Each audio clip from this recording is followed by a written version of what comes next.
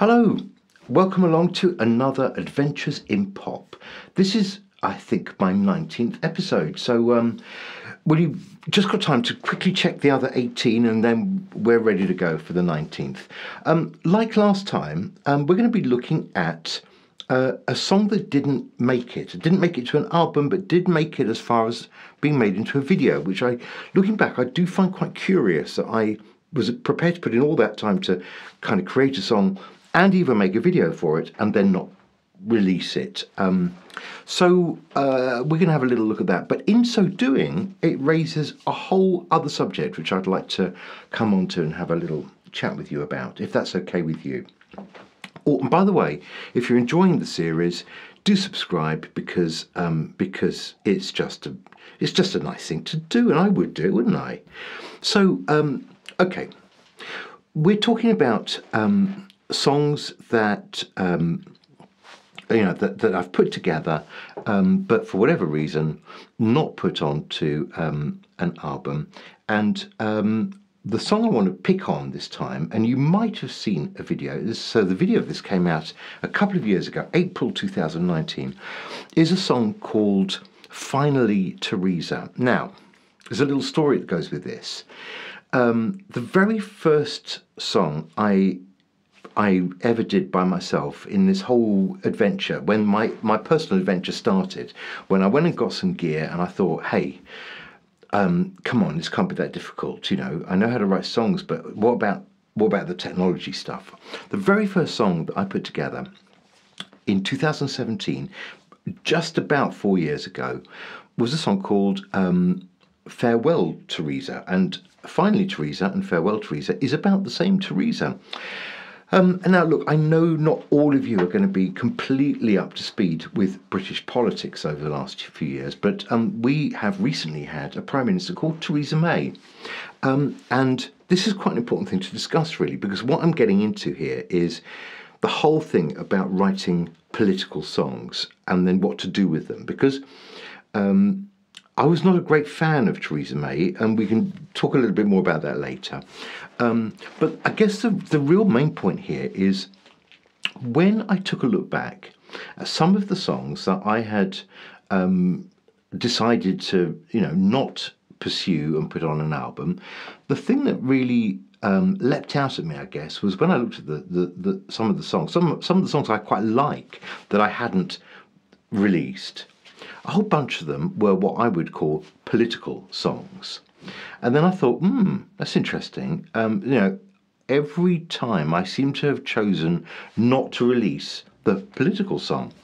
And I wondered whether it's because, because they're not very good, could be, or I'm a bit shy of, coming out with all my politics, definitely could be, or possibly even more to the point that I don't think I want to,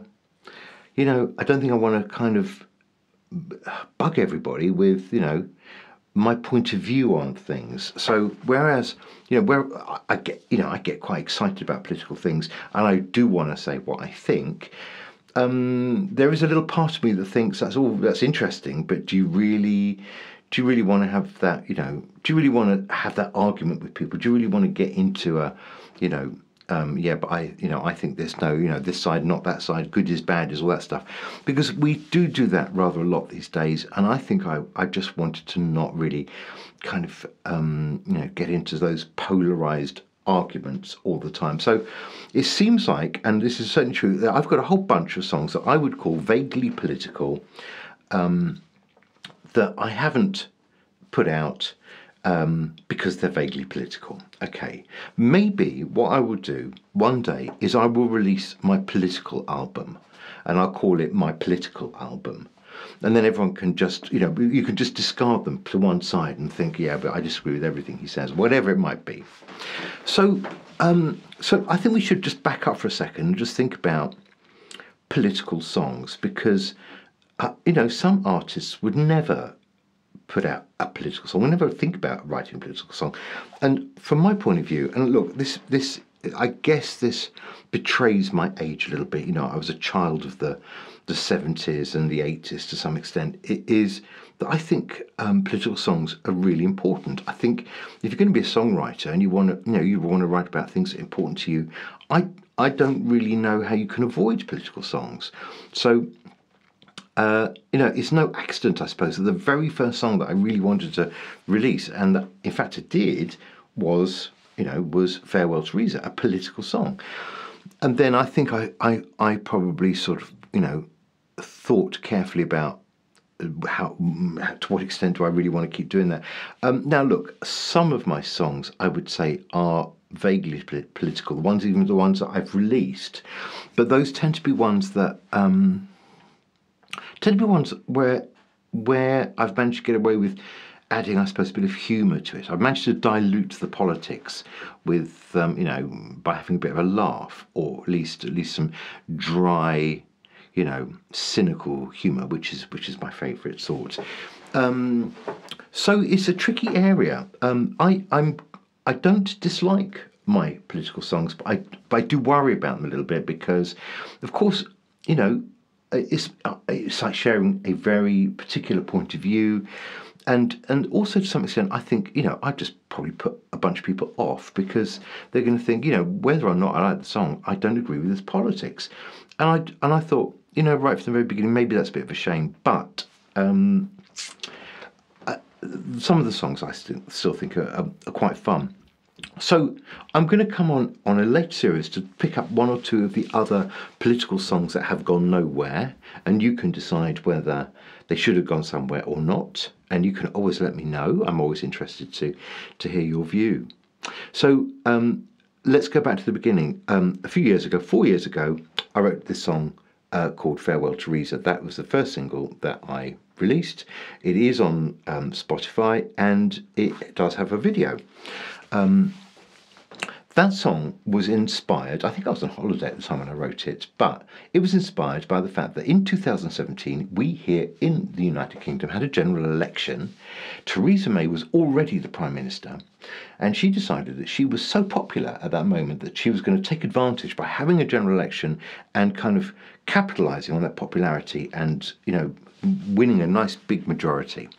What she didn't plan for, and as I say, I was not a great fan, what she didn't plan for was the fact that actually she was hopeless, and I mean really hopeless, at running an election campaign. So hopeless, in fact, that the opposition, which was not a particularly strong opposition, I don't particularly want to get into all of that, but the Labour Party, which was the opposition, did much better than anybody expected back in 2017, and I suspect that was simply because Theresa May was really bad at being out there talking to the public and getting people won over to her side. I think that's kind of an objective fact, actually. So even for people who liked Theresa May and her politics, I think they must have been scratching their heads thinking, how come she's so bad at actually, winning people's support? She was hopeless. And I think the bottom line is that between you and me, she didn't like people very much, and I think that's a bit of a setback when you're trying to get people to want to vote for you.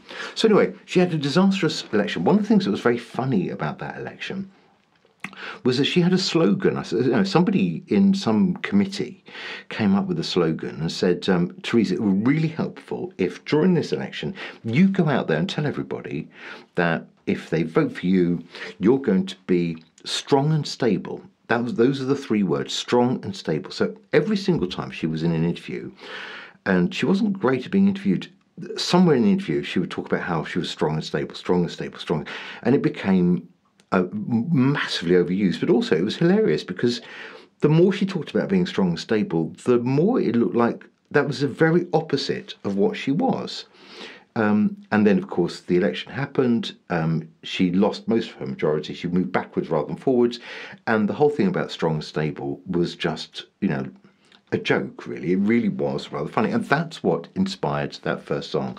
It was inspired out of poking fun at a politician who's gone out there and said, I'm going to I'm going to win more votes, be strong and stable, and then has a disastrous campaign and moves backwards. I thought it was hilarious. So I apologise for people that I've already offended there, but it was very funny indeed. So that inspired the first Farewell Teresa. Now, look, a couple of years later comes the follow-up, Finally Teresa, which I didn't release on Spotify, but I did make a video for, and I guess that's the spur of talking to you about this today. Finally Teresa was 2 years later, so we're now, April, I think, 2019, where same Prime Minister is in an absolute mess trying to sort out our rather, disastrous Brexit policy. But again, I don't want to talk about Brexit particularly, because we'll just be here forever, and we're never going to agree, are we? But what we can say was that she was really, really, really struggling to get things through Parliament, losing lots of votes. I mean, it was, every day was like a monumental catastrophe, and every day felt cataclysmically important. I mean, we were just sort of stumbling from one, epic disaster to the next. As you can see in the newspaper headlines that I've caught in this video for Finally Teresa. And Finally Teresa is really about her stepping down, is about her deciding that she no longer could be Prime Minister, and she gave way to a new competition to see who would be the leader of the Conservative Party, which resulted in Boris Johnson becoming the Prime Minister eventually. So again, not gonna go down that rabbit hole, because too much to say. So Finally Teresa is a song that is addressing really the calamity of Brexit. And in fact, although I've called it Finally Teresa, when I look back at it, a lot of it actually is about David Cameron, and about how David Cameron allowed this referendum on Brexit to go ahead, and then the very next morning, when he lost his argument in the referendum, the Remain argument, he just, he wandered away, really. He said, can't do that anymore. Probably it was inevitable, but it was kind of, it wasn't a good ending, I think, for David Cameron, the previous Conservative Prime Minister. So, he just resigned and he was off. And I think there was a bit of a sense that, we were left holding the catastrophe that he'd given us. He'd bequeathed us this complete and utter catastrophe, and it wasn't a good look. I was actually on holiday, but that didn't help, because I was on holiday but completely transfixed to the radio every minute of every day, following the machinations of the chaos that was going on here in the UK. So, 2 songs about Theresa May. We had Farewell Teresa 2 years later, and obviously Farewell, she hadn't gone. I was a bit quick on the farewell, wasn't I? 2 years later, Finally Teresa, and that's when she actually was going. A political song there about David Cameron, about Brexit, about kicking the can down the road. All those phrases that we were hearing about in the newspapers, on the radio, in the news constantly. I was trying to kind of incorporate them into the song, and I will put the video for Finally Teresa at the end of this, and again you can have a little look, have a little laugh, or cry, as the case may be, about how I've managed to kind of put together that political song.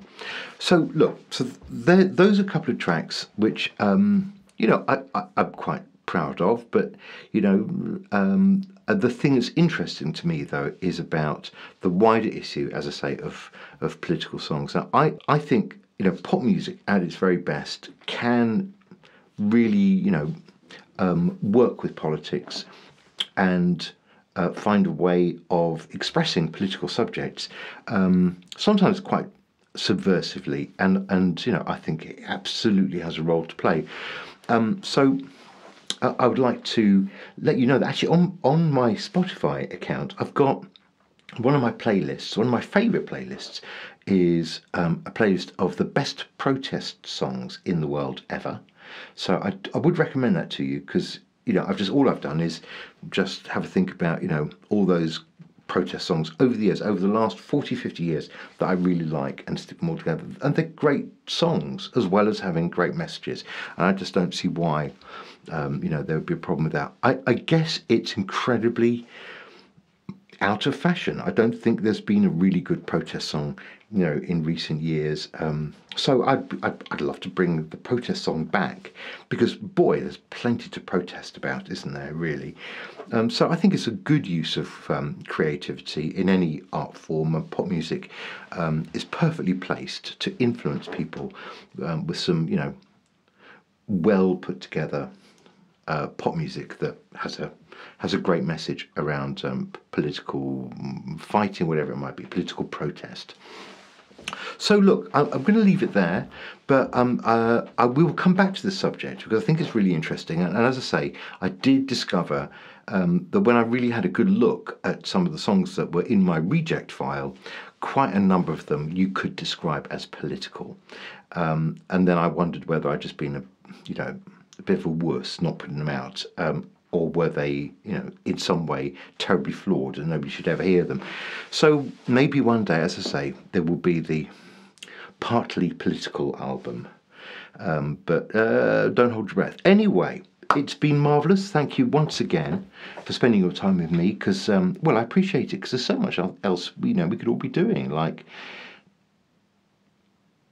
I'm sure there are lots of other things we could all be doing. Anyway, it's great. I'm going to leave you with Finally Teresa from April 2019.